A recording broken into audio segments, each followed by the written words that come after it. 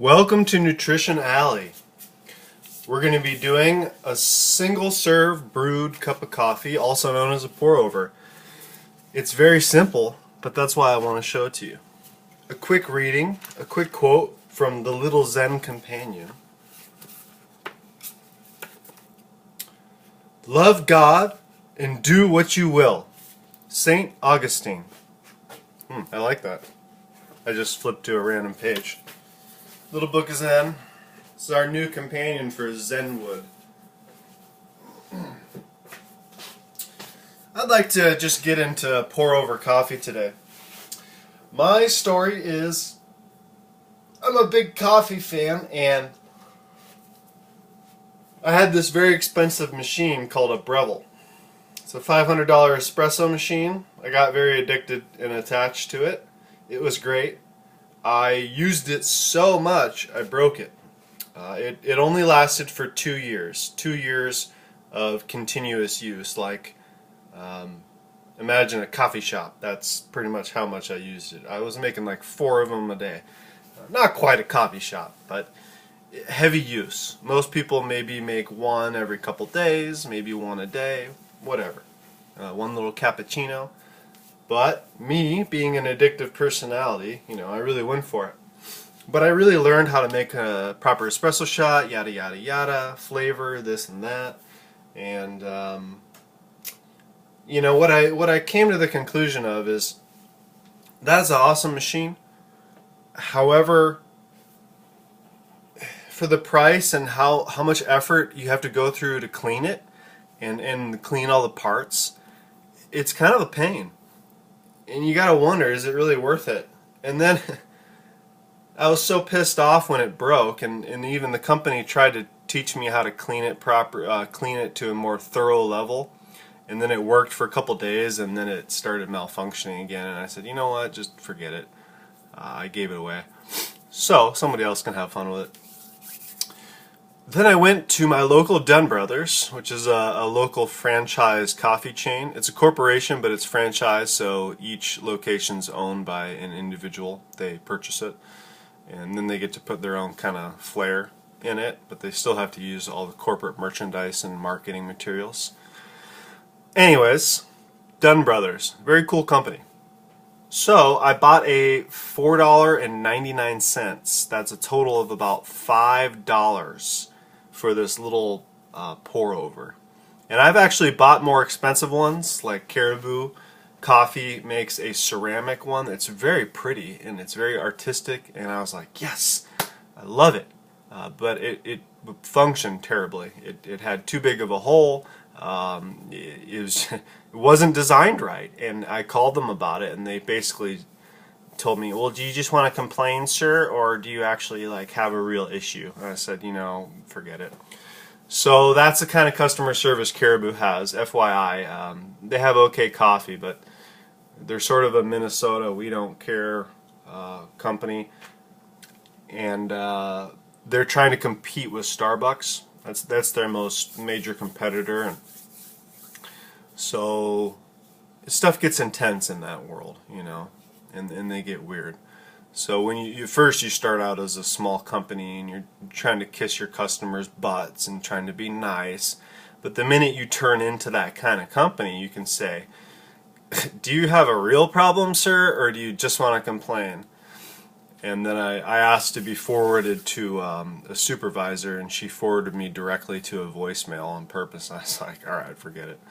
The only thing you can do at that point, when you attempt to communicate with companies and they don't work with you, the only thing you can do is use the power of your dollar. Just don't buy their stuff. Or go buy their stuff and let it go. It's up to you. Personally, I chose to meet in the middle. I don't go there very often, but if I really want a Caribou coffee, shh, don't tell anyone. I'm just going to go buy it. I don't really care that much. So, philosophy aside, let's get to brewing. We have a nice, this mug is actually from Caribou. We have the Melita. We have the cup. You put the Melita on the cup. Oh. Yes. Got some coffee grounds. Got some hot water already prepped. It's called mise en place. I'm pretty sure I did not pronounce that right. It's a technique I learned from my many years in restaurant service. It's what cooks and chefs do to get everything prepared ahead of time, so that when you get an order, fire that order. They are literally ready to fire that order. They've got everything ready. They just go bang, bang, boom, and you have a fancy dish in 10 minutes. The only way you can do that is if you cut your fancy little carrots meticulously ahead of time. Alright, mise en place. Sometimes it's fun to show the process, but in this case it's such a simplistic thing. I figured I'd spare you that. Only thing I want to do is there's not quite enough in there, so we have some Velvet Moon. Ooh, by Cameron's. This is a nice kind of up-and-coming company. They are in Cub Foods, strangely enough. It's like anyone who may not be familiar with that, it's like one of those big box chain grocery stores. But they carry a superior product. So, a better view. Velvet Moon, Cameron's. There's a little black thing here on the end. That means it's a very dark roast. Me, I like a dark roast. As you can see, I have another one here. Starbucks Italian roast. Italian roast is darker than a French roast. Dark. This is from my espresso phases. I prefer dark roast to light roast.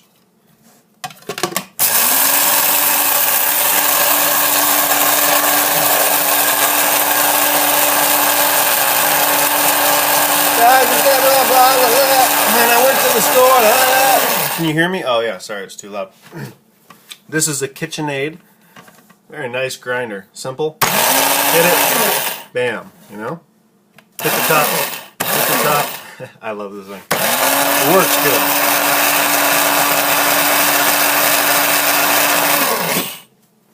These are also perfect for grinding whole spices. Word of caution, buy a separate grinder for spices and a separate grinder for coffee. You will regret combining the two of them, I assure you. There we go. That's some Velvet Moon right there. I like a lot.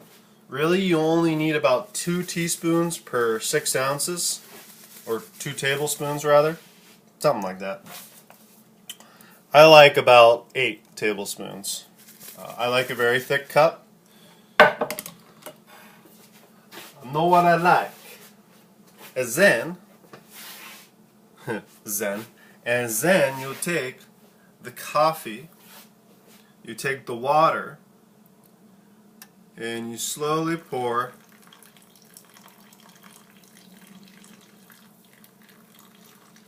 You don't have to go super slow, but it will create a slightly better cup. I'm not sure why, but it just does.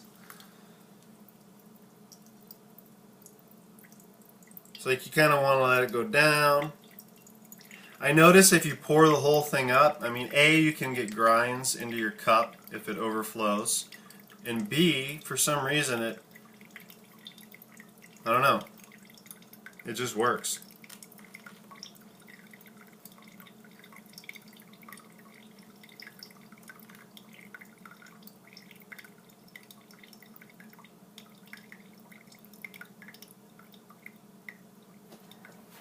May not be able to see it well, but it's got sort of a nice, this is a drip that I consider a good drip. It doesn't flow too fast and it doesn't flow too slow.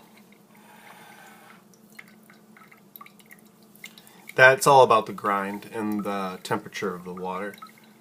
If the grind is too fine, like espresso, then it'll just kind of sit here and it won't go down. You'll get a real like drip, drip, drip. It's too slow. You want a good flow, almost like a string of spaghetti. And if it's too coarse, it'll just shoot right through like a waterfall. And then you get kind of a weak cup of coffee. But if that's what you want, then that's okay. So it does allow you to kind of play around. Infinitely customizable.